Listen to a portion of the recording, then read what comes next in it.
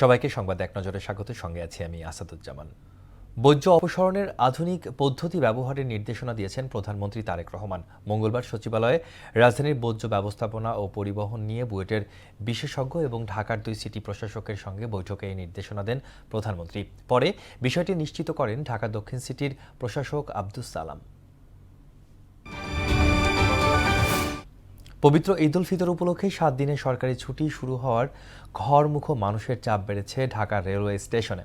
এদিকে সড়ক ও নৌপথে বাড়তি চাপ রয়েছে যাত্রীদের। কলকারখানা ও পোশাক শিল্প ছুটি শুরু হলে ঈদযাত্রার মানুষের চাপ আরও বাড়বে বলে ধারণা করা হচ্ছে। সড়ক পরিবহন ও সেতুমন্ত্রী শেখ রবিউল আলম বলেছেন, পাবলিক পরিবহনে ঈদযাত্রা নির্বিঘ্ন করতে পর্যাপ্ত যাত্রীর চাপ সামলাতে আগে যে রেশনিং পদ্ধতিটা ছিল তা প্রত্যাহার করা হয়েছে এবং পর্যাপ্ত তেল দেওয়া হচ্ছে। তিনি বলেন, এটা শুধু জাতীয় সমস্যা নয়, আন্তর্জাতিক সংকট। মঙ্গলবার পটুয়াখালীতে এসব কথা বলেন তিনি।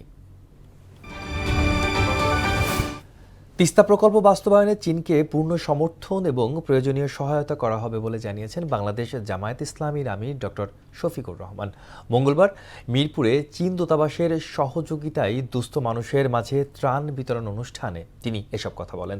চীনের রাষ্ট্রদূত ওয়াও ওয়েন বলেন, তিস্তা প্রকল্প ও বিশেষায়িত হাসপাতাল নির্মাণ করে বাংলাদেশের সঙ্গে অর্ধশত বছরের সম্পর্ক আরও উচ্চতায় নিয়ে যেতে চায় চীন।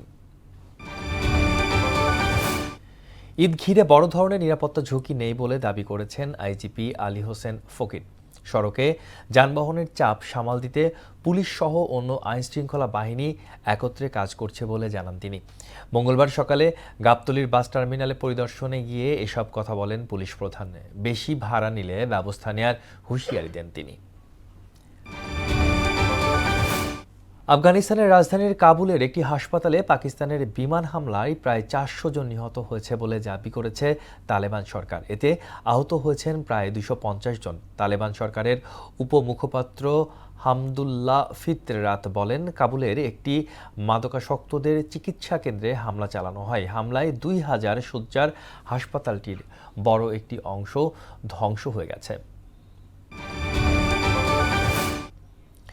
বিসিবি নির্বাচনের অনিয়মের খতিয়ে দেখার জন্য ক্রীড়া পরিষদ কর্তৃক তদন্ত কমিটি গঠন করা নিয়ে উদ্বেগ প্রকাশ করেছেন বিসিবি বিবৃতিতে জানিয়েছেন, বর্তমান বোর্ডটি সংবিধান অনুযায়ী যথাযথভাবে নির্বাচিত এবং প্রতিষ্ঠিত শাসক কাঠামোর অধীনে পূর্ণাঙ্গভাবে কার্যক্রম পরিচালনা করছে।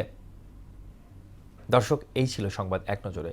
সর্বশেষ খবর সবার আগে জানতে মোহনার সঙ্গেই থাকুন। এতক্ষণ সঙ্গে থাকার জন্য ধন্যবাদ সবাইকে।